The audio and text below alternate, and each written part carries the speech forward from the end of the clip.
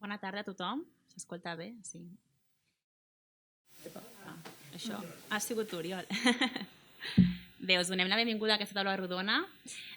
Com bé sabeu, estem en l'any de celebració del nostre 40è aniversari i hem hagut de readaptar-nos constantment degut a la pandèmia. A més, aquesta taula havia d'estar marcada a la nostra diada, la setmana de diada, que era el 4 de novembre, el dimecres 4 de novembre, i l'hem hagut també d'aplaçar degut a les restriccions. Per tant, per fi, us donem la benvinguda a aquesta taula rodona, que l'hem anomenat 1980, un gran any per Terrassa. Abans de començar, hauria de fer uns petits agraïments. Primer a l'Anna Carol, la presidenta d'Òmnium, que ens cedeix aquesta sala dintre del Centre Cultural i, per tant, que ens faciliten tots aquests espais. També a Canal Terrassa, que està aquí amb nosaltres, ens gravaran aquesta taula rodona i llavors podrem disposar-ne tant per la colla com per la ciutat i es retransmetrà per la televisió local. Els ponents que avui ens acompanyen, el Rafael, el Vicenç, el Jordi, el Joan i l'Adrià, cadascú, l'Oriol Carreras ens presentarà després, però cadascú està aquí representant una figura de la ciutat, de la seva importància i del que representen dintre del 1980 per la ciutat de Terrassa.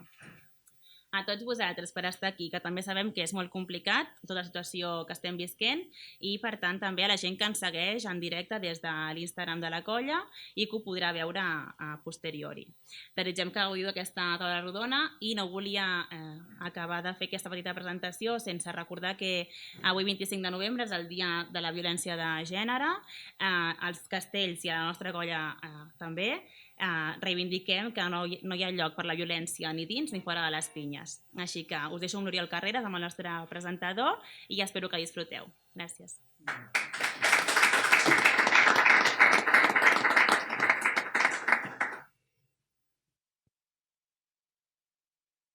Què tal? Com esteu?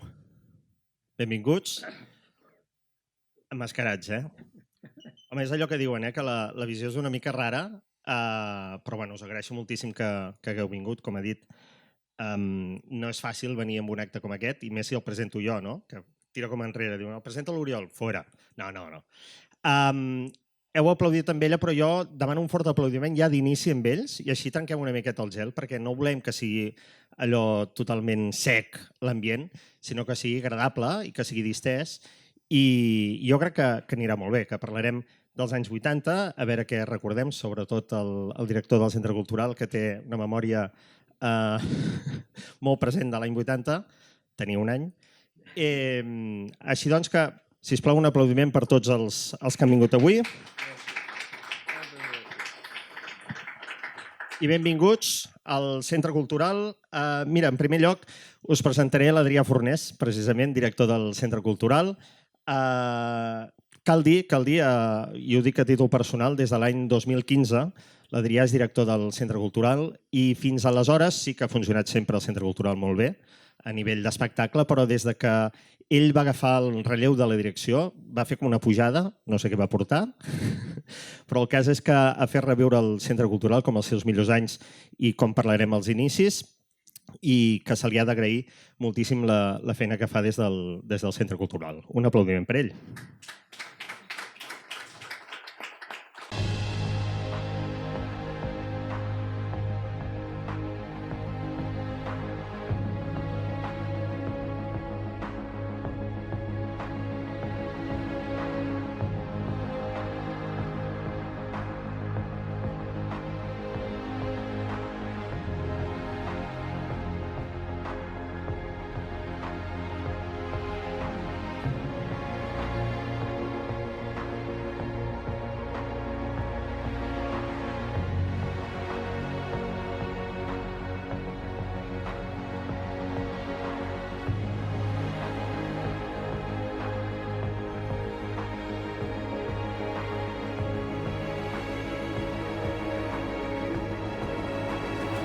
Si vols adreçar unes paraules, no cap a mi, sinó cap al públic. I em trec la mascareta per parlar? Sí.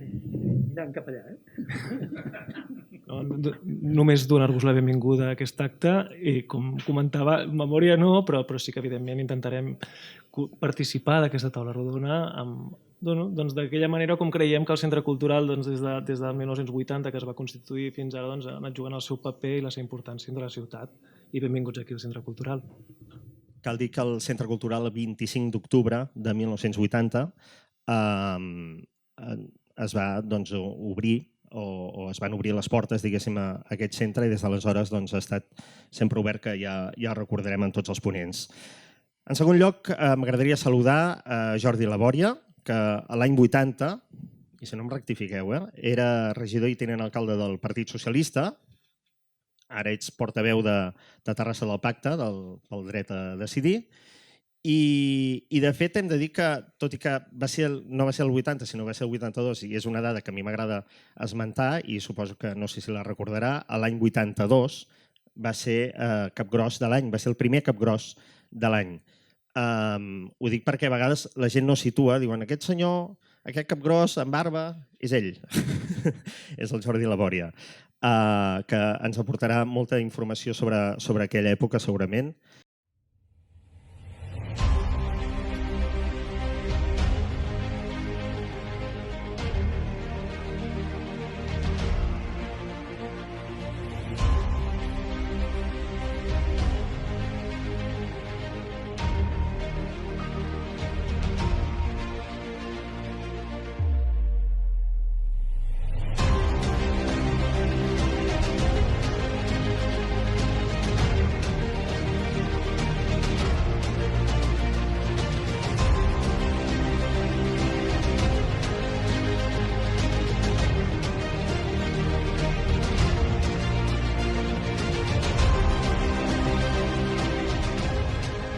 Jordi, si vols adreçar unes paraules. Sí, en realitat em van enredar amb això del capgros. Que per cert va vestit de perruquer, perquè jo anava amb el cabell molt més llarg. Ja ho explicarem. Van ser anys molt preciosos de certa bogeria, molt creatius, i que a més de molta participació de molta gent de la ciutat i de bona entesa, cosa que avui en dia no ho podríem dir, dels polítics amb la ciutat. Per tant, en aquest sentit ja mirarem d'explicar-ho. I el del capgros, que duri. I tant, i tant, i tant. Molt bé, un aplaudiment per ell. També ens acompanya el Joan Galifón, que és membre de la directiva del Club Egara, però això ja és un càrrec important, però a mi m'agrada perquè és dietista, però ara jubilat. M'ha confirmat que està jubilat. Ho dic perquè m'agrada, perquè li he demanat consell ara abans de començar i el consell que m'ha donat és córrer, que corri, no? És el consell del dietista. Però ell també podrà aportar molta informació dels anys 80. És una persona que ha estat vinculada al club des de fa una pila d'anys. Vull dir, pràcticament vas néixer allà a l'Egara.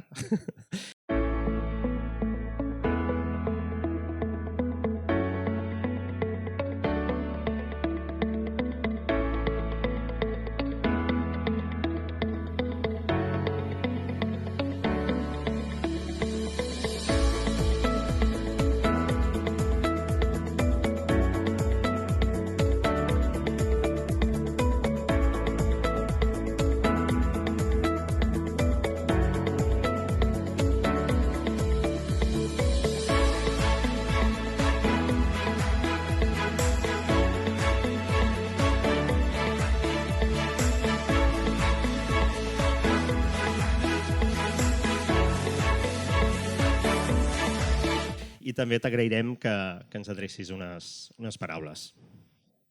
Bé, jo vinc de l'àmbit de l'esport.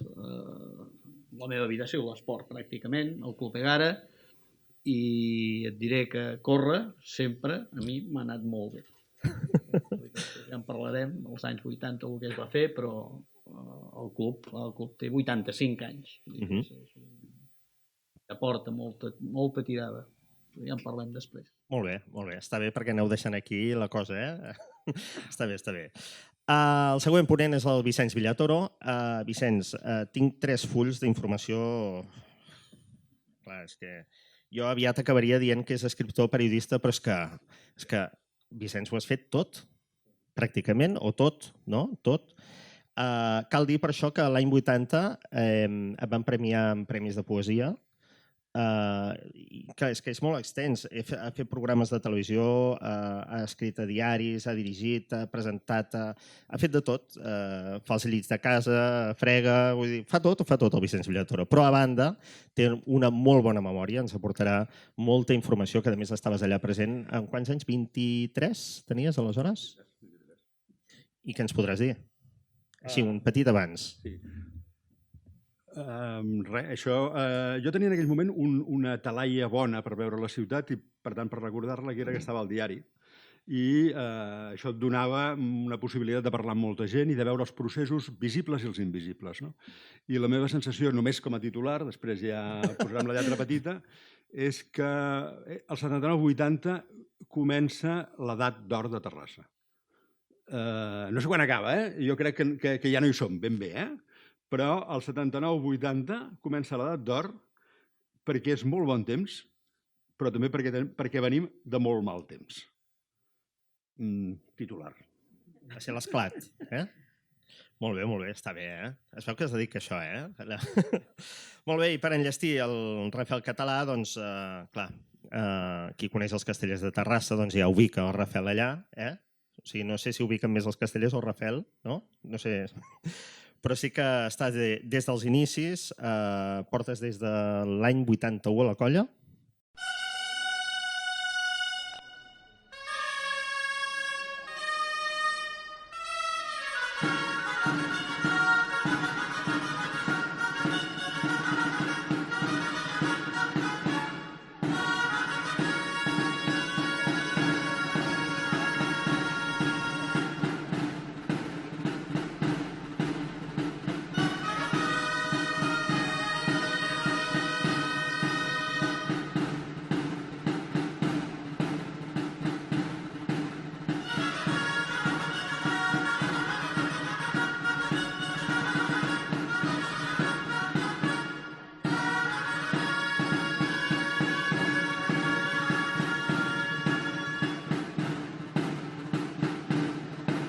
Dins de la colla de l'any 81, tot i que també vaig tenir l'ocasió de veure els inicis l'any 80. I fins i tot et diria l'inici dels castells del 79. L'Emili i el Jaume, Per exemple. Molt bé. Veus, és que aquestes dades, sobretot en el món cultural, s'han de precisar i detallar. Per dir, no, jo estava... Però s'ha de dir. Vaig ser dels fundadors de la colla. Tu vas esperar que fundessin a veure com anava la cosa i l'any següent ja hi vas anar. Vivia a Barcelona i jo vaig venir a viure a Terrassa gràcies a la relació amb els castells i a la coneixença familiar amb l'Emili Miró. I, per tant, tot aquest moviment el vaig veure de primera hora. Molt bé. T'has guanyat l'aplaudiment, Rafael? Sí. Vinga. Amb 17 anys, 17 anys. I amb cabell, també, no? Això ens ha passat a molts, Uns més que els altres. Gràcies. T'agraeixo molt les teves paraules. Bé, com ja veieu, hi ha una harmonia amb els ponents. Per això m'han apartat, bàsicament. Perquè... En fi, jo començaria per trencar el gel. Clar, l'any 80, molts de vosaltres hi éreu més joves, altres ho eren més, altres encara més, Adrià. Però sí que m'agradaria trencar el gel amb què és el que recordeu d'aquell any 80? Com deies, Vicenç, allarga aquest titular amb aquest esclat de que es van començar a fer coses, moviments, motivació...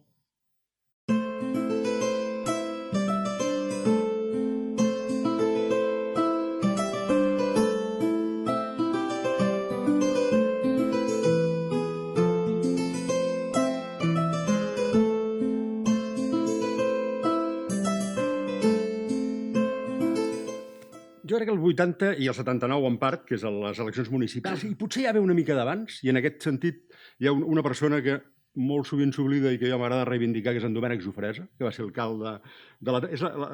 No li agradaria a ell que ho digués així, però és l'Adolfo Suárez de Terrassa, és el que fa una transició que va bé, però jo crec que no la fa des de dins del franquisme, sinó des de fora. Venim d'uns 70 molt dolents. És a dir, els 70 són els anys de la crisi del tèxtil. Aquesta ciutat pensa que s'està enfonsant. ens en anem tots a Prato, a Itàlia, per veure què carai passa i com es pot una ciutat tèxtil redefinir. I al 79-80, tot allò que estava efervescent, a través de la seva arribada a l'Ajuntament, a través de l'arribada de la Generalitat, a través de la construcció de l'estat del benestar en el conjunt de Catalunya, això esclata. I llavors Terrassa descobreix que té uns actius que no té Sabadell. I no assenyalo. No, per exemple, té dos actius molt importants que jo crec que han estat molt presents en el creixement i en la bondat del temps de Terrassa. Un terme municipal molt gran i amb un sòl industrial dintre de la ciutat, que una part és patrimonial i per tant s'havia de conservar, però una altra no calia, que permetia que fos una ciutat on l'habitatge fos relativament assequible. I per tant que permetia un creixement relativament bo. I l'altre actiu, que és geogràfic, és la construcció del túnel de Vallvidrera. És a dir, Terrassa, el túnel mira Terrassa. I per tant situa Terrassa en un eix, ja el va situar en un eix el tren, en el 19, que és raro que per anar de Barcelona a Manresa es passi per Terrassa i no pel Llobregat. Però crea un eix de comunicació que fa que Terrassa vagi bé. Jo crec que les energies de la ciutat, més això, porten a una molt bona època amb errors, que veiem més ara que llavors. Però que, ostres, els feliços 80, que es diu a vegades, jo crec que són aplicables a Terrassa. Potser errors perquè no hi havia referències, no? Que sempre se sol dir, no? Quan s'inicia una cosa de nou... Si me'n permets un, i perdó per abusar, però un que té a veure amb aquesta casa. I ho deia el Jordi abans de començar. Quan es fa aquesta casa, al Centre Cultural, la progressia terrassenca, entre la que jo em comptava, ja no sé si m'hi compten, jo crec que no, a hores d'ara, no ho vol. En contra. I parlaven del piramidon. El piramidon de la Caixa. Ostres, estan fent aquí com un gran monument funerari. I un dels errors d'aquell temps, i el Jordi jo crec que estarà d'acord, tot i que hi vam participar tots, va ser l'enamorament de nou ric del poder polític. Ostres, tu! Això ho feien els de les sardanes, doncs ara ho farem nosaltres. Això ho feien les joventuts musicals, doncs ara ho farem nosaltres. Això ho feia la Caixa, ostres, els de la Caixa, els calés, no sé què, hosti, ojalà la tinguéssim la Caixa encara, Jo crec que va haver-hi un enamorament nou ric d'un poder polític que no havíem tingut, que ens va portar a menystenir la societat civil. O sigui, l'entesa política, no, Jordi? Tu que estaves vivint aquella època, com a polític? Perdona, que això de les mascaretes i les ulleres estan renyits. Sí, l'entesa... Aviam, quan parlava el Vicenç, i quan un pensa, esclar, aquí hi ha moltes generacions. Jo tinc 77 anys. Per tant, diguéssim, quan es constituïa la colla, jo en tenia, era regidor i en devia tenir 30... I escaig. 3 dies, no, bastant escaig. La veritat és que a Terrassa ja feia temps que s'estava bullint una identitat, això que dèiem de Sabadell, diferent de les altres ciutats de l'entorn.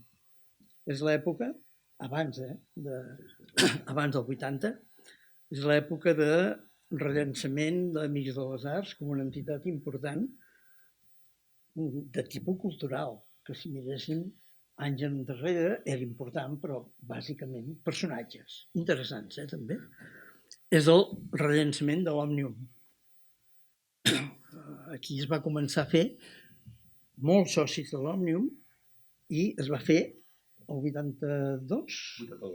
Es va fer la nit de Santa Llúcia. 81 o 82. És igual. Vull dir... Punts suspensius, és a dir, l'activitat de les entitats, rialles, els més joves no sabeu de què parlem, però rialles, tota una sèrie d'activitats s'estaven... Pedagogia de l'espectacle. Exacte. Tot això es feia ja durant el període, de fet, els de la meva generació, que tu ja saltaves, convertíem la cultura en una forma de oposició al règim franquista. Ho eren. Eren molt conscients.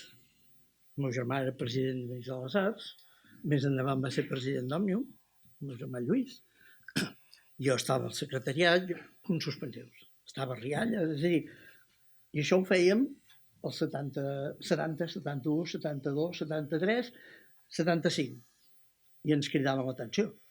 Nosaltres som els que veníem, no nosaltres, la generació, els que portàvem la nova cançó catalana aquí a Terrassa.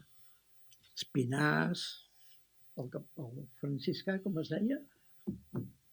Bueno, un franciscà que cantava. Sí. Evidentment, Raimon, evidentment Lluís Llach.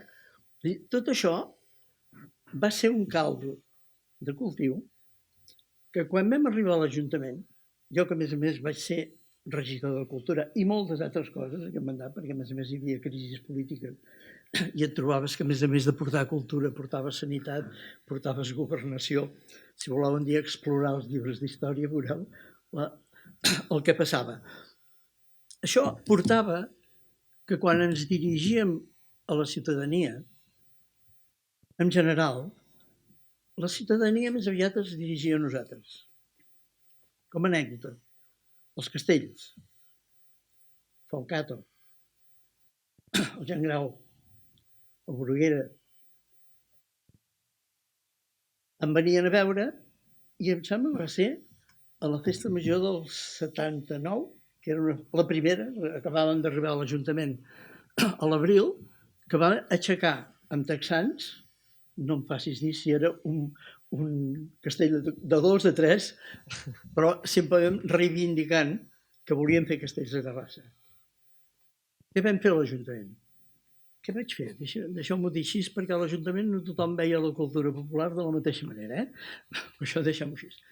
Comprar-li les camises a la colla.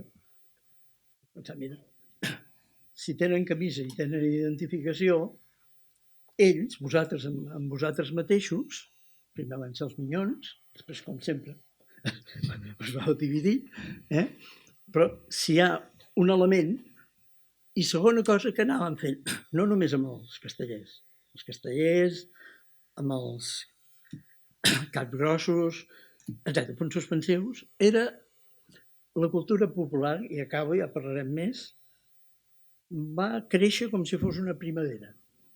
Només calia regar-la. Ho dic en sèrio.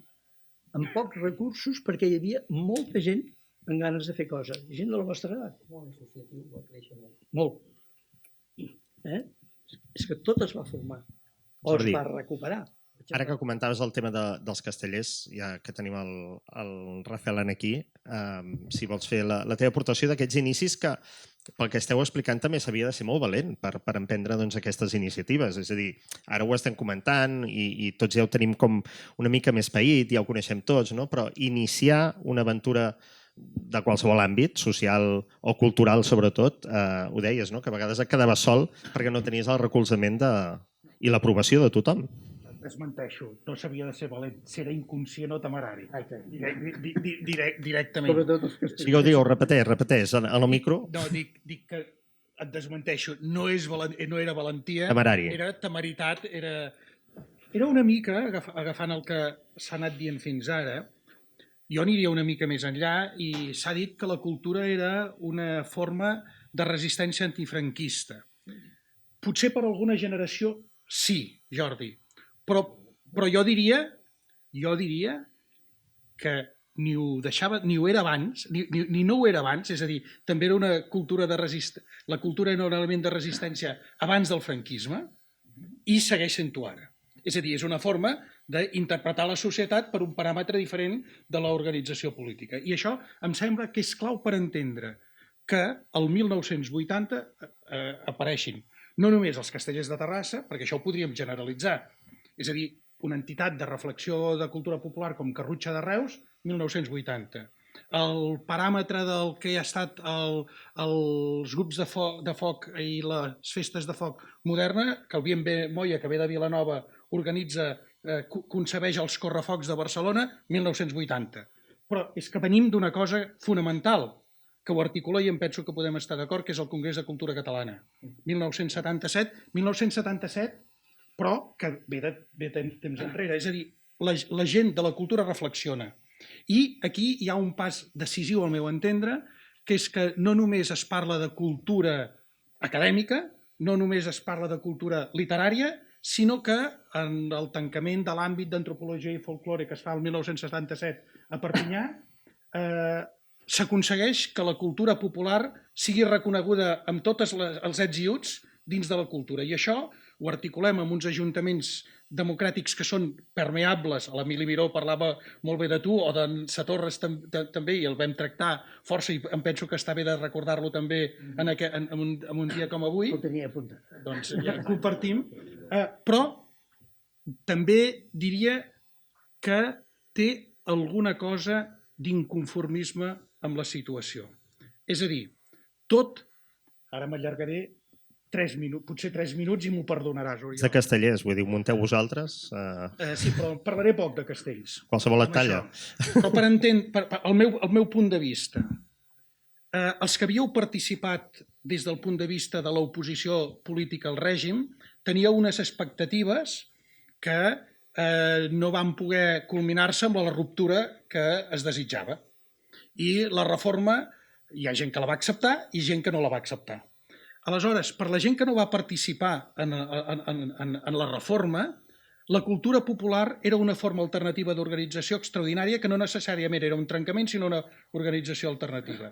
I els que eren més joves, això ens donava peu a una forma d'entendre la societat, l'organització cultural, que no necessàriament era trencadora, parlaríem una mica, és a dir, el dilema també entre integrats i apocalíptics de l'eco, si volem, fins a cert punt, oi? Fins a quin punt trenquem i fins a quin punt ens adequem, és a dir, i això també és una dialèctica que en el seu moment vivim, és a dir, la crisi del món de la sardana tal com estava concebut fins aleshores, la crisi del món de l'escoltisme tal com havia estat concebut fins aleshores, la crisi del món excursionista tal com havia estat concebut fins aleshores. Tots aquests mots s'han reconvertit i s'han reconvertit positivament, però si ens posem els últims anys 70, i per tant 77, 78, 79, 80, tota aquella gent jove que volia participar podia fer-ho a través dels clubs esportius, de les entitats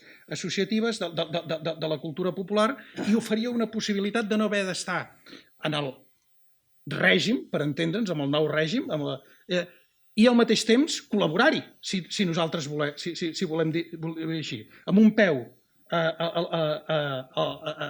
al carrer i un peu a institucions. I sense entendre quin valor participatiu té tot això, no entendrem ni que hi hagi castells, ni que hi hagi grup de folk, ni que hi hagi grups de folk, ni que hi hagin 2 colles castellers a Terrassa, al meu entendre, i si volem parlem després. Molt bé, molt bé. Jo no vaig acabar d'entendre-ho, però ja ho explicaràs. Home, ara és el moment, Si voleu... Pot haver... Hi ha gent que no ha parlat, Però si de cas ho deixem per més endavant, digues, Joan. Agafant el fil ara que deia ell que per això hi ha 2 colles castelleres, també us voldria recordar que en el món del hoquei va passar el mateix. Hi havia un club, d'aquest en va sortir un altre, d'aquest en va sortir un altre, d'aquest en va sortir un altre, i actualment a Terrassa n'hi ha 4 jugant a la Lliga Nacional. O sigui que això del món d'associacions ve de molt antic, ja ve dels anys 35, dels anys d'allò que ja va començar a haver-hi separació de clubs. La massa associativa d'aquesta ciutat crec que és molt gran. La gent té ganes de fer coses, de muntar coses, tu quan organitzes una cosa aixeques un dit, surten voluntaris per tot arreu. Allà al club sabeu que hem organitzat coses immenses. No es podia fer, tot això no es podia fer si no és amb l'ajuda de tots els del club. I tu tens un nano que juga allà, que es connecta. Un homenet.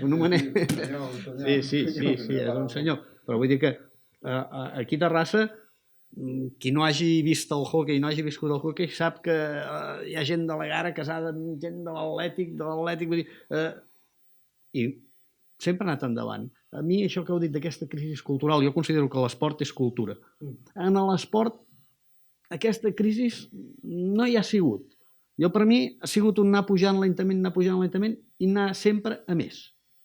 No ha anat mai a menys. I mira, ara aquest any, pum, no tenim hoquei, no tenim, no sé... No, bueno, ara amb la crisi aquesta del Covid sí que ens han ben fumut, però bueno, crec que l'esport ha sigut una cosa que ha anat sempre més amb la natació, aquí a Terrassa també hem tingut molta tirada, els esports han anat endavant, no han tingut crisis.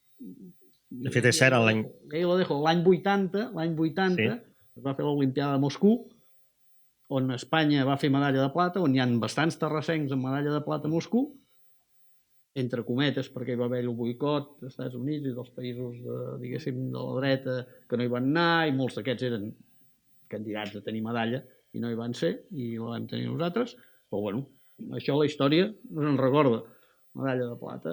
També va ser la primera Olimpiada que les dones van poder fer, van tenir participació. Representació.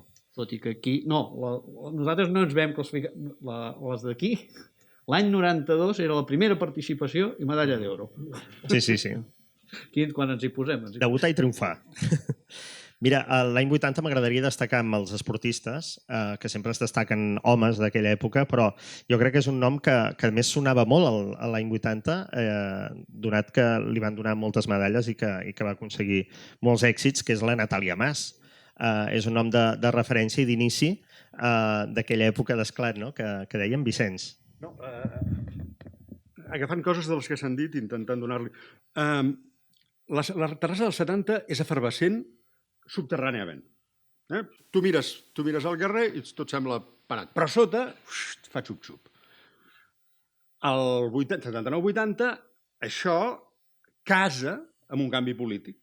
Els ajuntaments, la Generalitat, i comença una cosa bona. Però no tot allò que era efervescent sobreviu. És a dir, Terrassa del 70 era superefervescent en moviment veïnal. On? Era superefervescent en el món sindical. On? Era superefervescent en el món cultural. I era superefervescent en el món esportiu. És a dir, hi ha coses, i tu deies, que tenen, per dir-ho així, l'embrió que regat creixerà. I coses que regades no van créixer. Més aviat van... I un comentari que jo crec que té a veure amb la tendència... És a dir, una paraula de Terrassa és la capelleta. No? És a dir, Terrassa és ciutat de capelletes. Hi ha una dita jueva que podria ser terrassenca, que és 2 jueus, 3 sinagogues. Doncs som això, una miqueta. Però jo crec que la virtut de les nostres capelletes contemporànies ha estat que no anaven associades a fronteres ideològiques o polítiques. En els anys 30, tu vas a qualsevol poble de Catalunya i dius no, aquí tenim 2 teatres. El de la parròquia i el del sindicat. Un altre xiste jueu, ràpid, però xiste jueu. Un jueu es queda, podria ser un terrassenc, es queda, naufraga i va parar a una illa deserta. 10 anys després arriba un vaixell, el salva, i diu, què has estat fent aquests 10 anys? Jo he estat fent moltes coses, he estat fent un lloc per l'aigua, un lloc per viure i 2 sinagogues. Diu, 2 sinagogues i estàs sol? Diu, sí, una per anar-hi i una per no posar-hi mai els peus.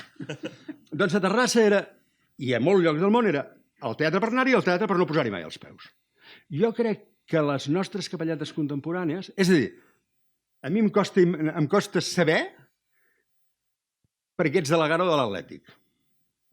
No sé, amb els castellers es millor si no m'hi poso, perquè sortiria escaldat i no s'hi val. Però bona part de les nostres capelletes no és...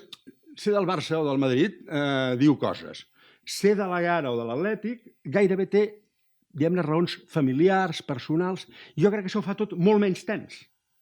Molt menys tens. No és la colla dels progres, la colla dels carques. No és l'equip dels rics i l'equip dels pobres. No és l'equip dels de missa i els que cremen esglésies. Són realitats diferenciades, en personalitat pròpia, però no substancialment confrontades. Crec que la rivalitat aquesta o aquest enfrontament és el que ha donat que la cosa vagi anant endavant, perquè fa que la gent s'espavili. Els de l'Atlètic fan més gols. Vinga! Sí, és bo, que hi hagi rivalitat entre clubs, en aquest cas. Vicenç, em deixes explicar una cosa que suposo que saps. Jo saps que era psicòleg, i soc, però ja no exerceixo. I tu estaves a l'Institut Blanchard. I allà hi feia jo també de psicòleg, perquè érem nous. O sigui, sí, els psicòlegs érem nous. És a dir, quan dic nous, jo era la segona promoció l'any 67. I no n'hi havia de psicòlegs. Amb el teu pare, però vols dir, el Vicenç, dic, perquè aquí hem parlat de la teva llista, vols dir que el Vicenç, vols dir que no ha de fer una carrera de ciències perquè ets molt llest. Per què ho explico això? Perquè, en el fons, és una anècdota, evident. Però el teu pare era molt maco. No, molt maco en el sentit d'integritat i de persona. Però, en el fons, reflectia també en aquella època un canvi de mentalitat, perquè un xicot llest volia anar a la universitat, que va estudiar filosofia llest i periodisme posteriorment. Jo li deia, serà on vagi, prosperarà. Una mica, perdona que ho faci servir d'exemple, perquè jo soc gran, ja ho he dit una altra vegada. I realment el que tu explicaves és veritat. Quan hi ha un canvi generacional, allò que vosaltres vau voler canviar posteriorment, allò que la gent en deia la reforma i s'havia de ser reformista o no, com a mínim jo personalment i molts companys meus, la reforma la vèiem en dues vessants i estaràs d'acord. La vessant popular. És a dir, jo tenia una idea molt clara i no me'n vaig sortir del tot. Que ningú s'enfadi, eh? Jo sí que hagués eliminat del nostre territori la fèria d'abril. La fèria d'abril. És una forma de dir. Tampoc no pots fer cultura tallant les ales a ningú. Què fèiem, per exemple? Agafàvem les colles, castellers, bastoners, el bestiari, els gegants, i els portàvem a les festes de majors de barri. I anàvem creant un element identitari, perquè de vegades parlar de la identitat dels pobles des d'un punt de vista més literari, un punt de vista de més alta cultura, però jo el dia que van sortir els gegants de Terrassa al camp del Barça, perquè es feia el campionat mundial de futbol, i vaig sentir uns nanos. Mira, los gigantes de mi ciutat. Recordeu, Terrassa era el centre i la gent baixava dels barris al centre. I no deia al centre, deia vamos a Terrassa. Des de les Arenes fins a Sant Llorenç, continuant per la Morina. Vamos a Terrassa. I això encara se sent, El bajamos encara se sent, Que aquí s'ha fet l'aportació i és... Cert o no? Sí, no. Era para hacerse un comentario que estoy cuando él explicaba la entrevista. Un segon que no et sentirem, Perdona, cuando ha empezado con lo que era el año 79-80, yo iba dándole vueltas y creo que, lo has nombrado tú ahora, una cosa muy importante para la ciudad fue que en el año 69-70 se hizo el Blanchard. ¿Blanchard qué hizo? Somos compañeros tuyos, y tú habías sido profe mío.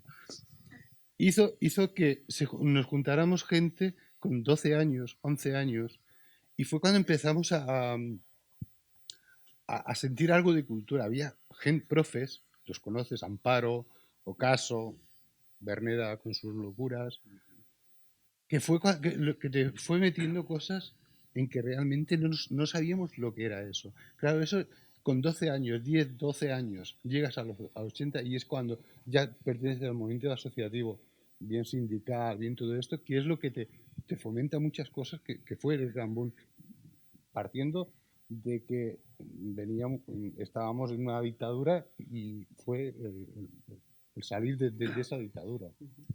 Desde l'Òmnium nos pagaban nada porque diéramos clases de catalán entre otros sitios en el Blanchard en esta época.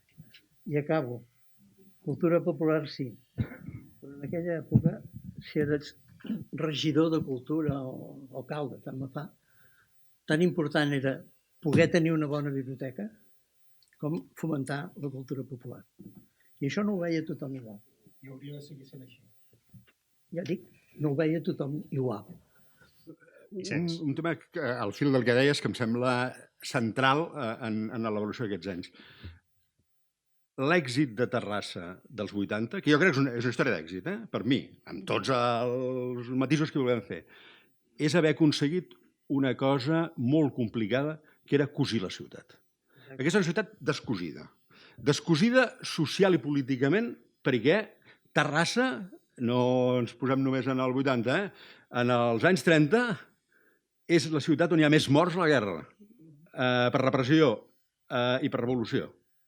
Després de Barcelona i de Lleida és la tercera ciutat de Catalunya on els uns en maten més i els altres en maten més. És una ciutat molt tensa, la ciutat dels senyors, molt trencada i físicament trencada. I llavors jo crec que una cosa que es va fer als 80 és cosir-la molt. I un factor bàsic al cosir-la va ser la superació de les barreres físiques que descosien els trens i els torrents. No la desaparició, no, encara hi són. Però, diguem-ne, que deixessin de ser cicatrius en el mapa de la ciutat. Baixar a Terrassa, quan jo vivia a Espinosa de los Monteros, ara 22 de juliol, era traspassar la via. En el pas a nivell de la via del carrer de la Pols. Ara no hi ha pas a nivell, no hi ha via. És a dir, la desaparició de bona part de les fronteres físiques n'han aparegut de noves. A vegades, per exemple, l'Avinguda de Barcelona és una frontera. L'Avinguda de Barcelona és una frontera mal pensada. Però la desaparició de fronteres interiors jo crec que és un dels grans actius de la Terrassa. Tu, diguem-ho també, hem dit molts noms, jo crec que n'hi ha un que s'ha de dir que és molt important, la Terrassa del Manel Royes. Ostres, el Manel Royes a la història d'aquesta ciutat té capítol bo, I em sembla que quan passen prou anys s'ha de ser més generós que amb els contemporanis. Adrià, què tal? Jo agrair que estic aprenent moltes coses. Clar. No, però sí que m'ha fet gràcia perquè sembla en Rafael que deia que no va estar a la fundació de Castellers de Terrassa perquè estava a Barcelona l'any 80, no? I va després venir cap aquí. Jo és que el fotut és que tenia un any i tampoc estava a Terrassa, també estava a Barcelona, no? A l'any 80, per tant encara més difícil. Però he après moltes coses i s'han dit coses molt interessants, com per exemple aquesta edat d'or dels anys 80 que sembla ser que s'acaba, no? I una de les coses que s'ha dit és que és una edat d'or, entre altres coses, per exemple, per les comunicacions. Aquest túnel de Vallvidrera, que sembla que és una edat d'or perquè situa la ciutat més ben connectada. Fins i tot recordaves que el 19 el tren, en lloc d'anar pel Baix Llobregat, passava per Terrassa, però sempre aquesta connexió a la gran ciutat. Jo diria que avui a la taula, a l'any 80, justament, que es constitueixen els Castellers de Terrassa. Els Castellers de Terrassa, avui en dia, igual com el hockey o com el jazz, és un dels trets identificatius d'aquesta ciutat arreu. Per tant, ara ja no és tant que n'haguem d'anar, sinó que la gent potser ha de mirar cap aquí. I com a representant del centre cultural, la dansa. El centre cultural també ha contribuït, amb aquests 40 anys, a identificar una ciutat en el panorama. Mirava abans la curiositat aquella de què passava als anys 80, però aquí, en aquesta casa, que per cert he descobert que és un piramidon. És a dir, avui he après moltes coses, com per exemple que quan es va fer, en Jan Baca va tenir aquesta idea. La idea que a mi m'ha arribat és que es volia entrar com a una caixa i que fos una gran sorpresa, i realment és un gran equipament. És a dir, un equipament que jo crec que la ciutat ha d'estar feliç i que si bé als anys 80, pel que s'ha dit i ha après, l'Ajuntament mirava d'esquena una mica el que estava passant aquí, molt al començament, hem de dir que les coses han anat canviant i han anat canviant per millor, i que si als anys 80 mirava a dir que a veure què fèiem, hi havia 3 companyies que venien aquest últim any, si no hagués sigut per el coronavirus, passaven 15 companyies de dansa d'arreu del món. Per tant, aquests camins que ens portaven cap a Barcelona ara van bé perquè vinguin cap aquí. I mira, i a tall anecdòtic, ja que estem amb aquest confinament perimetral de cap de setmana, aquest cap de setmana tenim una companyia internacional al Centre Cultural, ve el Ballet de Biarritz. La suspensió de totes aquelles persones que havien comprat les entrades i són de fora a Terrassa és més del 50%.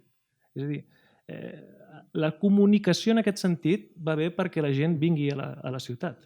Vull dir que això també és una cosa que l'any 80 potser no ens ho podíem imaginar, però han passat 40 anys i ara hem situat una mica més la ciutat en el panorama. Com a responsable del Centre Cultural, tingues clara una cosa que no va sortir mai escrit als diaris. Molt pocs dies després d'entrar, el mateix any 80, per dir-ho així, el Royes, jo i uns quants varen decidir que no faríem un centre cultural a la ciutat, diguem-ne públic, que teníem un bon equipament i que el que havíem de fer era utilitzar-lo. De debò.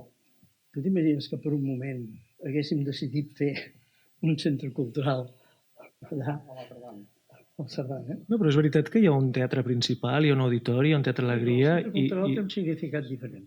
No, sí. No. El teatre va costar molts anys de fer-lo, el principal. Perquè ja es feia aquí teatre. És a dir, vam crear aquesta simbiosi, miro el Vicenç perquè després d'allò és el més jove, aquesta simbiosi de dir el que funciona a la ciutat, integrem-ho, coordinem-ho. Era un any que hi havia molts cinemes, encara es conservaven els cinemes que molts d'ells van desaparèixer el 84 i encara hi havia els teatres, diguéssim, parroquials que també es mantenien. M'entens l'idea? O sigui, darrere de cada... Centrar-ho.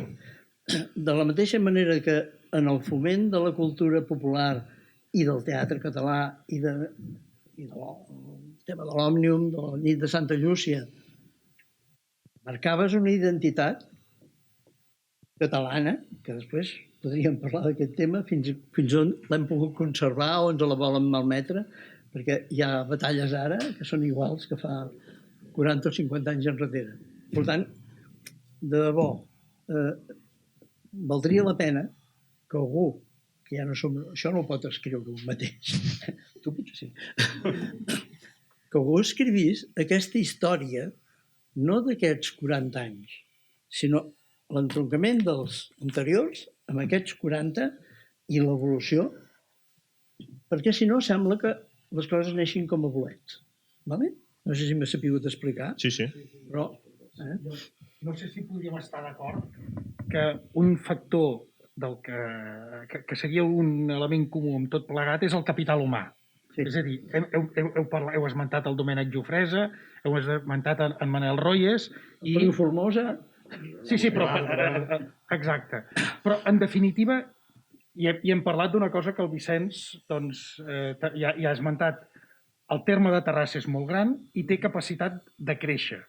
I té capacitat de créixer sostingudament, perquè potser Sabadell també va créixer i també va tenir una alcaldia molt dinàmica i molt pròspera i el Banc de Sabadell i la Caixa d'Estalvis de Sabadell, però hi havia un moment que s'acabava, per entendre'ns. I Terrassa podia créixer cap endins, eliminant el tren, reconvertint les filatures i les fàbriques en elements interns de cohesió urbana, però això vol dir gent. Això vol dir que a mi em van dir, escolta'm, a Terrassa hi ha 20.000 terrassencs i 100.000 persones, quan vaig començar a venir. Clar, vam dir, esclar, això ha canviat. Ara som 220.000 terrassencs, o hauríem de ser-ho, hauríem de tenir clar que això és l'objectiu de ser-ho. És a dir, quan parlem de tot el que s'ha fet, del creixement, de la part universitària també si volguéssim afegir-hi com a element de capital humà i de capital creatiu, de força de coneixement, encara hauríem de parlar una altra cosa, que és que tota aquesta amalgama, totes aquestes llavors, germinaven perquè el rec també era de desenes de milers de persones vingudes d'arreu del món, però també, i ara grano cap a casa perquè si no parlarem de castells, també del Camp de Tarragona i del Penedès. I aleshores és aquí on hi ha la capacitat de que moltes tradicions, molts elements de la cultura popular que són coneguts i reconeguts, quan la gent ja no treballa 16 hores al dia per guanyar-se la vida, sinó que comença a tenir una mica de temps per destinar-la a l'entreteniment, a l'oci, a la socialització, vet aquí que és el moment en què elements destacats que coneixen els castells, ja dic, parlo de castells, però podríem parlar d'altres coses, doncs té més elements per arrelar, més elements per arrelar. Si, a més, hi afegim que el centre excursionista ja era una entitat amb un bagatge extraordinari, on hi havia gent molt compromesa, i, a més, l'excursionisme, tal com havia estat entès aleshores, l'excursionisme cultural, feia un canvi de paradigma i s'anava més a un excursionisme esportiu, vet aquí que aquí hi ha oportunitats, gent i solatge. I aquesta amalgama crec que fa entendre de per què esclata entorn de l'any 80, als finals dels 70, l'any 80, tota aquesta plètora i arrela, perquè no només és qüestió que esclati, sinó que es consolidi. Jo tinc la sensació que als 80 la fàbrica de terrassencs es posa en marxa. És a dir, una cosa que fabrica terrassencs, que no havia estat en marxa durant un temps, i els 20.000 i els 100.000, no? I es posa en marxa. Jo crec que hi ha un moment que s'atura aquesta fàbrica. Diguem-ne que aquesta fàbrica entra en un moment determinat en crisi i que s'estressa davant de les transformacions demogràfiques que es produeixen posteriorment. És a dir, que les transformacions demogràfiques dels 50 i els 60 es van païnt, però quan torna a posar-se en marxa la necessitat de pair, no sé si ha funcionat. Un element sobre el centre cultural que em sembla significatiu. En la cultura política dels 80, del començament dels 80, les coses grosses eren mal vistes. La teoria, no la teoria, el popular, el que quedaves bé era dir tenim un duro, doncs una pesseta per cadascú. I si passàveu gana, passareu gana menys una pesseta. I en cultura s'han de fer apostes. S'han de fer apostes. Vull dir que has de... tothom ha de poder viure, i s'ha d'ajudar a tothom, però hi ha un dia que dius, escolti, ara m'arremango i vull fotre el Liceu. I vull fer el Lliure, i vull fer el Teatre Nacional. Com ara, no? És igual, això. No, però en els 80 es va fer d'una manera... Era el moment de fer-ho, potser, no? Era el moment de fer-ho. Era mal vist. Era el moment de fer-ho perquè s'havia de fer, però era mal vist. Hi havia una cosa molt igualitarista de dir miri, si en comptes de fer el Teatre Nacional, jo ho vaig patir personalment, això, si en comptes de fer el Teatre Nacional donem el que costa tots els teatres parroquials de Catalunya, podran comprar un decorat nou. Dius, fantàstic, però quan vingui la companyia alemanya, anirà al parroquial? Podem fer... I Sabadell, jo crec que un dels errors històrics de Sabadell, en relació als encerts històrics de Terrassa, és intentar fer en petit lo gros. Diu, allà a Madrid, a Barcelona tenen el Liceu, doncs farem una mica d'òpera. Però no serà com el Liceu. O tenen futbol, doncs el Sabadell intentarà jugar a segona. I jo crec que Terrassa ha tingut la intel·ligència de jugar, de ser el primer en coses que potser no eren tan visibles. El jazz, el hockey, a vegades la cultura popular, però que ha tingut aquesta capacitat de, diguem-ne, d'ambició. En cultura és molt important la igualtat, però és imprescindible l'ambició. I el centre cultural, quan va sortir, era una aposta ambiciosa. I ho és, segur. Només una cosa, perquè ningú dels... No, sóc tots molt joves. Vam tenir la gosadia, l'any 80, 81, 82, 83 i algun més, de fer servir un eslògan. Terrassa, ciutat cultural. Ara no ho podríem fer. Per què? Perquè, en el fons, sense ser-ne del tot conscients, reforçàvem l'idea aquesta d'un treball previ i unes ganes de fer coses. El jazz, que has citat tu, que és l'única ciutat que té un jazz municipal, l'edifici, allò era un garatge de l'Ajuntament. El jazz, molts de nosaltres, més joves, evidentment, amb 20 o 25 anys, allà al carrer Sant Quirze. Exacte. Carrer Sant Quirze, amb uns baixos que si s'haguessin encès, Déu meu, hi hagués hagut un disbarat. Encara es conserva la persiana, vull dir que si passeu encara hi és. Però uns sòtanos, allà, el Ferràs, el Valentí Grau, l'Adrià Font, tots aquests són de la meva generació, anàvem a l'escola junts. Allà... I Puigbó. I Puigbó en Pau Descartes. Tots érem de la mateixa la mateixa classe, diguéssim. Allà va néixer el jazz, i va néixer això, als 70. I va tenir prou força com per un cop a l'Ajuntament, no recordo exactament l'any, el 90 o el 90 i pico, reclamar un jazz municipal. Busqueu-ne si n'hi ha algun altre.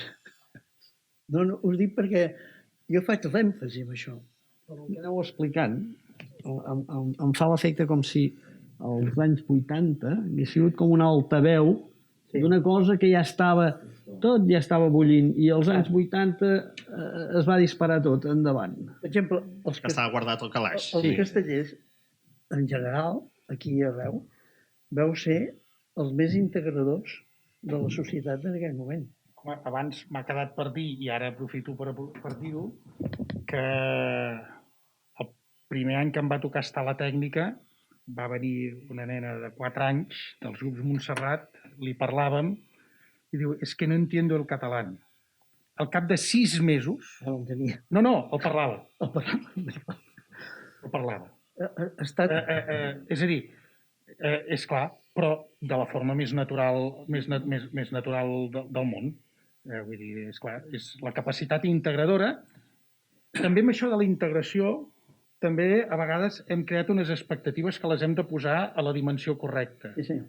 És a dir, normalment, i això ho hem parlat a vegades entre gent de la colla, les campanyes per integrar immigrants a la cultura popular són campanyes mal enfocades. Perquè la gent que fa l'esforç de marxar de casa seva, el que vol és guanyar-se la vida, pagar estudis als fills i assegurar això. Són els fills de la gent que s'ha mogut els que fan el procés d'integració, perquè ja ho veuen com un procés també d'autosuperació, oi? A veure, tots els que hem estat els primers estudiants d'universitat de les nostres famílies tenim un esperit diferent dels que ja ho han fet diverses vegades o que no ho han pogut fer. Doncs de la mateixa manera, en aquest terreny a vegades hem fet campanyes per atrapar, per aconseguir créixer amb immigrants i no està ben enfocat. És els fills que són els que estan predisposats a participar d'allò que es cou al seu medi. És a dir, la forma més important de considerar a tothom igual és donar les oportunitats aquestes amb la llengua, amb la cultura, i la cultura popular és un element decisiu. És a dir, no et demanen ni el domini lingüístic, ni els coneixements, etc. I això ens equipara i això dona oportunitats. Des d'aquest punt de vista, crec que les colles castelleres en general i les terrassenques particularment hem fet una bona feina, però no per fer la feina, sinó per ser-hi, pel sol fet de ser-hi. Sortir. Per sol fet de ser-hi. Jo t'explicaria l'anècdota Hospitalet. Els hi va costar molt arrencar elements de cultura. I va anar una colla de bastoners. Hi havia una sèrie de xavals, 14, 15, 16, 17 anys, tots castellanoparlants, i quan van veure com es fumien els cops de bastó i tal, van començar a demanar a l'Ajuntament que els hi compressin bastons i fer la colla. És a dir, aquells nanos no els haguessis hagut d'anar a explicar. Això t'ho estic situant a l'any 82 o 83. És a dir, la cultura popular neix del poble.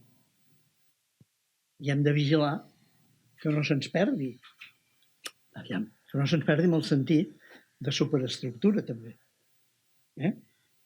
És important conservar la tradició i la cultura popular conserva la tradició, però és important obrir-hi noves tradicions. La paja de Terrassa.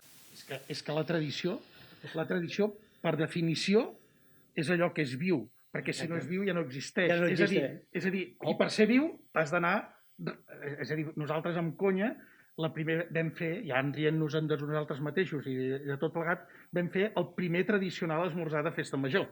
El primer tradicional, ja amb una contradicció semàntica inicial, ja en rient-nos-en d'això mateix.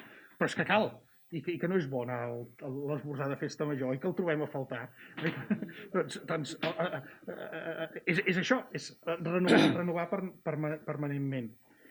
I amb això, Terrassa tenia una altra circumstància, que és que a més de molta gent vinguda d'un món espanyol, tenia un món de cultura catalana que venia de la Cerdanya, del Berguedà, del Solsonès, del Camp de Tarragona, del Penedès, i que tot, classes populars amb classes populars, és fàcil que hi hagi punts d'entesa molt evidents, oi?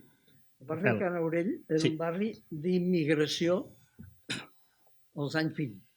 Ho dic bé, Vicenç? I avui en dia deu ser el més català i catalanista que tenim a la ciutat.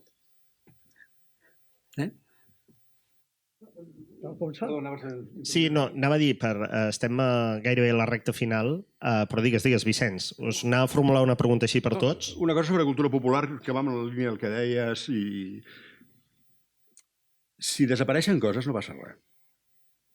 Vull dir, que no tenim l'obligació, no ens hem de carregar la cultura popular com una motxilla i dir, ostres tu, ai que es perdrà, ai que... I com si fos un llegat que no s'ha de perdre. La cultura popular és fonamentalment una oportunitat de resoldre problemes. I on funciona la cultura popular és quan resol problemes. I, per exemple, s'inventen tradicions per resoldre problemes, encara que sigui per vendre panellets. Diem problemes que poden ser econòmics. És a dir, un exemple no terrassenc, però és de Matadepera, i per tant gairebé cola. La festa tradicional de Matadepera és pujar un pi. I els meus nets hi pugen i tal. És una festa que havia desaparegut. Quan es recupera aquesta festa? Quan Matadepera es fa gran amb gent que ve de l'àmbit urbà i vol tenir la il·lusió que ha anat a un poble. Llavors busquen la cosa més rural que troben, pujar un pi, i quan ja no queden ni llenyataires. I s'inventa o reinventa una tradició perquè resol un problema de cohesió social del present. Quan funciona una tradició? No quan hi ha uns sacerdots de la flama sagrada que diuen, hosti tu, si no ho fem nosaltres això es desapareixerà, va, flagel·lem-nos fent-ho. No, quan fer-ho resol problemes, problemes de sociabilitat, problemes de cohesió, problemes de distracció, problemes econòmics. Les tradicions que més es mantenen són les que es paguen, són les que passen per les pastisseries, perquè hi ha una sensació d'utilitat. Jo crec que veure la cultura popular com un llegat que tenim l'obligació de mantenir va en contra. I veure'l com un magatzem d'oportunitats per resoldre els nostres problemes d'avui li va a favor. Jo crec que més ho és, que ho és efectivament i que ho ha estat en termes de cohesió, com deies. Jordi. No, jo em volia ficar una mica més en Sabadell. Vinga, acabem-ho bé, això. Que és un altre element de la cultura terrassenca. Jo he de dir que molta gent de Sabadell a mi m'ha dit que té enveja de Terrassa de la cultura que té. No, però jo me'n vaig... Hi ha terrassencs que tenen enveja de Sabadell. Això no ho caurem mai. He passat desapercebuda. El túnel de Vallvidrera. Tinc l'honor d'haver-me barallat en el ple de la Diputació durant bastant de temps amb el Toni Ferrés, un molt bon alcalde de Sabadell, que deia i s'aixecava i deia que no feia falta aquest túnel, evidentment. I la Maria Aurèlia Campmany, que era també diputada, va demanar la paraula, i havia el Dalmau, em sembla, de president, i va dir, ara entenc el de Terrassa i Sabadell. Veure un home de Terrassa, i un senyor de Terrassa i un home de Sabadell barallant-se, s'entén perfectament el que passa. Vull dir, aquestes anècdotes que si algú les explora, estic segur que estan... A l'alcalde Ferrés al final se li va fer un cap gros, que és l'únic de Sabadell que tenim a la ciutat. Amb els túnels de Vallvidrera, Royes Ferrés representen dues visions diferents de la relació entre la zona i el territori. Eix Macià i... O Sabadell sobre ell mateix, o Terrassa amb túnel. Ha guanyat Royes, És a dir, el Toni Ferrés era simpatiquíssim i un tio que té una memòria fantàstica i un cap gros. I el Royes és un personatge que a vegades ha semblat més d'estar per casa. En perspectiva històrica, qui tenia la raó, vist des d'ara, igual d'aquí 50 anys és diferent, perquè la raó tomba, però vist des d'ara era Terrassa. I esteu, no? No, home, sí, vols fer un altre punt, Rafael? No, sí, no, jo el que volia dir per enllestir, però bueno, vaig dient això, però bueno, està bé les aportacions que aneu fent. Clar, una mica referit a això, no? Que s'ha anat regant i algunes coses doncs, han crescut i d'altres doncs, s'han pensit o s'han quedat pel camí, no? Jo vull dir en general, que ja sé que és difícil, però hi ha hagut aquest relleu, hi ha hagut aquesta continuïtat fins ara. Com dèiem, les tradicions n'hi ha que s'han perdut o estan allò amb pinces a punt de perdre's, però, clar, seria un altre debat, si s'han de continuar o no. Però hi ha relleu? Perquè això també és important. És a dir, que hi hagi continuïtat. Perquè hi hagi continuïtat ha d'haver-hi relleu. El micro. En el món de l'associacionisme és imprescindible. Gairebé diria que és el primer propòsit de que quan algú entra al capdavant d'una entitat, el seu principal propòsit és que quan en surti hi hagi relleu. Perquè, si no, s'anquilosa de tal manera, són tan poques les persones que saben com funciona l'entitat, que cada vegada són menys les que poden tirar-la endavant. I, per tant, des del meu punt de vista, això és absolutament fonamental. Absolutament fonamental. Més que créixer, que és important, més que fer castells més alts que els altres, que és molt important, això és, si volem tenir continuïtat, perquè a més això és la tradició, una cursa de relleus, per descomptar. Faig un apunt, perquè fa estona que tenia ganes de dir, home, això del centre cultural. Almenys 2 persones d'aquí, no més, comptant potser 3, recordarem la llenya que vam fer, si mal no recordo... La inauguració. Al cap d'un any. Al cap d'un any. La Caixa de Terrassa celebrava, com les altres entitats, el Dia de l'Estalvi. Si mal no recordo, el 30 d'octubre, que per això el 25 d'octubre del 80 és la inauguració del Centre Cultural, i sempre era el Jordi, més o menys jo diria que és el 30 d'octubre. I nosaltres, que havíem fet el primer 4 de 7 descarregat a Tarragona, el concurs de Tarragona, un lloc emblemàtic, el primer 3 de 7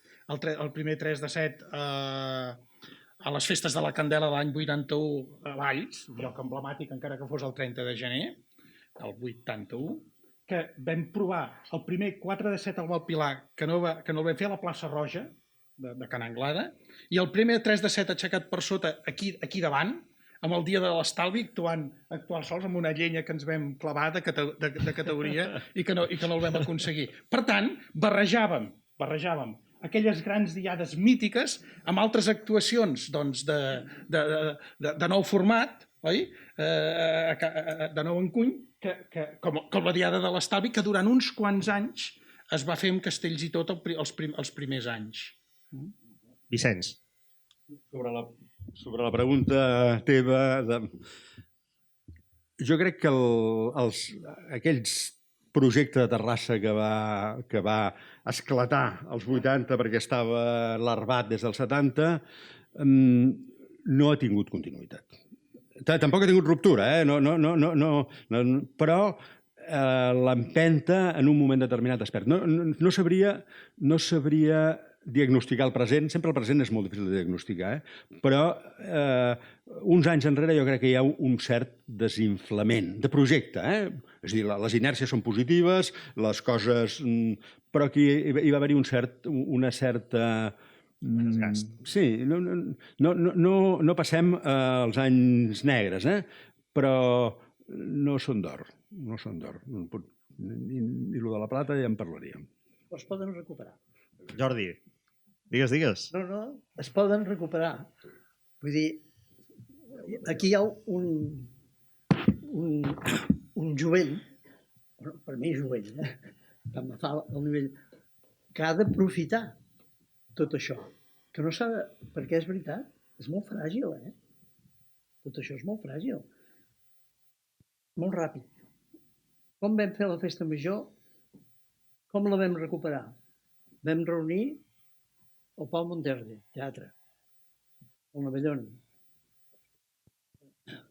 Pau Descansi, la Rosa Mora. O sigui, vam reunir una sèrie de personalitats que no estaven en el front de les entitats i vam estudiar com era la festa major de Terrassa I a l'any 82, me'n recordaré tota la vida, va sortir una festa major força lluïda. Però quan tornàvem de l'església, vam discutir molt de si havíem d'anar o no. Al arribar a la porta de l'Ajuntament ens van aplaudir. I el Roies em mira i em diu: és la primera vegada que ens aplaudeixen des que estem a l'Ajuntament. És a dir, el concepte aquest de reconèixer la població que s'estava fent un tipus de feina, ara no ens aplaudirien, No? A menys que algú busqueu com revitalitzar això, com tirar-ho endavant. No vull ser crític amb el jovent, però el jovent de vegades heu de fer aquell esforç complementari per no caure amb la rutina. Perdoneu, no és una crítica. Fantàstic. No és una crítica, però la rutina és dolentíssima. Joan. Jo, per lo que has preguntat, et diria que en el món de l'esport anem endavant i anem inventant coses noves. Perquè teniu la pilota. Es va fer les escoles de hoquei on neixen els nanos, on tiren endavant. Aquests han arrastrat a pares que no havien jugat mai a hoquei. Ara hi ha els papis i les mamis que juguen a hoquei. Tot això que fa? Fidelitza gent i tira endavant l'esport. La gent que abans el nano no és bo i plega i marxava el nano i marxaven els pares. Què passa ara? No, tu no vols jugar a hoquei? Bueno, doncs vés a jugar a bàsquet, que nosaltres, com que juguem a hoquei, ens quedem. Tot això són coses que va inventant, això que dèieu de popularment, perquè això no ho va inventar ningú, això van ser uns pares que van dir: ostres, i si fem, com que no entenem l'esport aquest, si en fem... Va començar, van arrollar les mamis, els papis, i quedaríeu parats de la quantitat de gent que juga a hoquei, que no hi jugava, i que ha d'estar fidelitzat a un club perquè li agrada. I li agrada fer el tercer tiempo, i li agrada... Com ha nascut això? Ha nascut sol. S'ha construït un ambient familiar, no? I el món de l'esport ha anat... Però molta gent nova que de sobte han entrat en un esport que no coneixen, jo suposo que en els castellers passa igual, que comencen entrant i d'allò i arrastren altres familiars i es va fent gros. Adrià, sí, després... Sí, perdoneu, després ja farem torn de preguntes així ràpid. Doncs molt ràpid, no sé, estem comentant de si hi ha continuïtat o renovació generacional amb tot això. Ens adaptem, també, i les coses s'adapten al moment. Per exemple, parlàvem del Dia de l'Estalvi, parlàvem que això ho va crear la Caixa de Terrassa, desapareguda. Potser algú de vosaltres havia vingut a la sala 5 d'exposicions a fer Aprèn a administrar els teus diners. Hi havia un taller que s'adreçava a les escoles i per què passen totes les escoles. Evidentment, això ha perdut tot el sentit. Escolteu, magnífic. En què s'identifica aquest equipament? En què ens complementem, per exemple, en un teatre principal o un auditori municipal? En allò que estàvem comentant, no? La dansa. Creem un espai perquè vinguin joves companyies aquí a treballar. Per tant, jo soc molt positiu. Parlàvem de l'últim any, precisament, vam tenir un 95% d'ocupació d'auditori. Per tant, que estem en un bon moment i que ens venen molt bons anys, estic convençut. Gràcies. S'ha avançat, però sí que ara demanem torn de preguntes. Així doncs, qui tingui pregunta... Jo l'únic que deia que el que s'ha aconseguit molt bo de Terrassa, que abans sorties fora i deies que Terrassa no ens agrada, no et senties orgullós de Terrassa. I ara surts a fora i et sents orgullós de Terrassa. I a més, jo, em vaig ajuntar als castellers i cada dia aquesta colla, vagis a on vagis a mi, et sents orgullós d'aquesta colla. La gent jove que es va afegint, els nanos que es van afegint.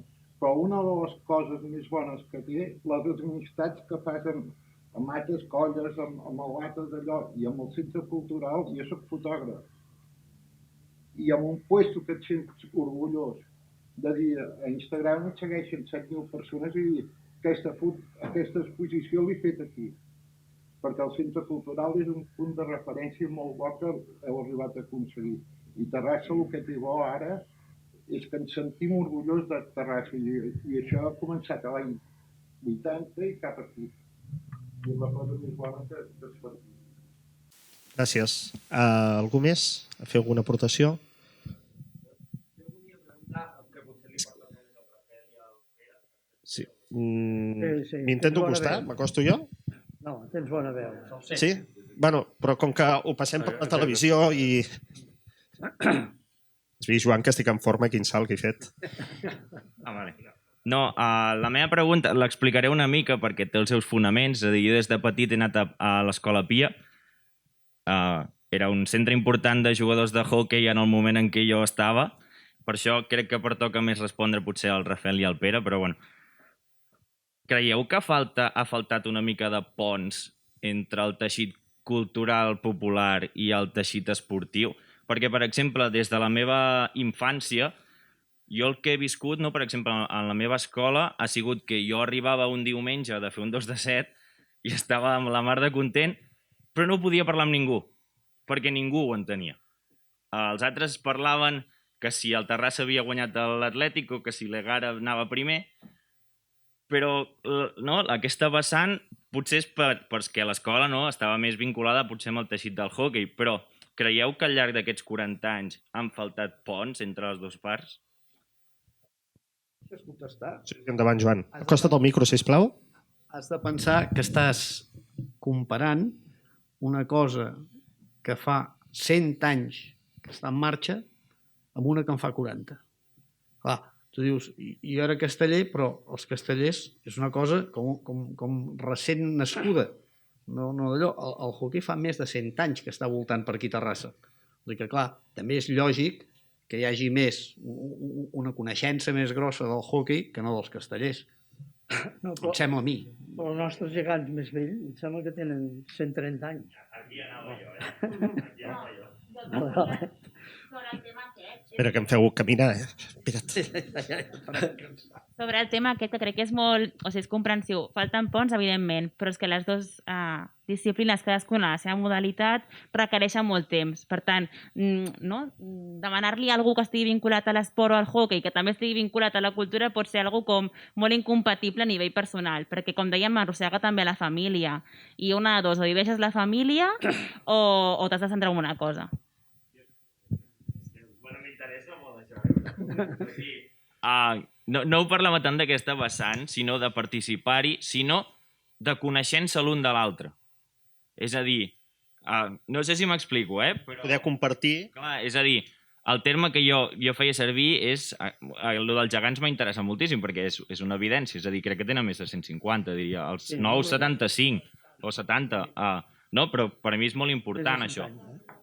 Però el terme que jo veia és que hi havia molta desconnexió d'una cosa i de l'altra n'hi havia molta. O sigui, és el que he viscut jo, no? Que tampoc sembla atac, però no ho és. És a dir, que potser falta... Per exemple, jo no he anat mai a fer un pilar, porto potser 8 anys, però a la colla.